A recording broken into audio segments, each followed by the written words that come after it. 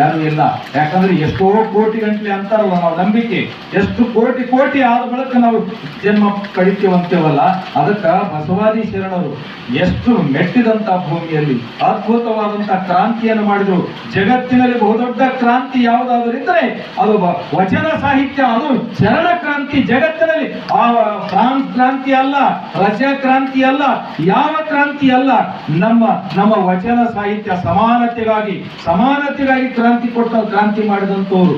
ಮನುಷ್ಯತ್ವವನ್ನ, ಪ್ರೀತಿ, ಒಬ್ಬರಿಗೊಬ್ಬರು ಪ್ರೀತಿ, ಅವನನ್ನು ದ್ವೇಷಿಸಲಕ್ಕ, ಅವನನ್ನು ಟೀಕೆ ಮಾಡಲಕ್ಕ, ಅವನಿಗೆ ನಾವು ಹೃದಯವನ್ನು ಕೊಡಬೇಕು, ನನ್ನ ಪ್ರೀತಿಯ ಮಾತುಗಳನ್ನು ಆಡಬೇಕು.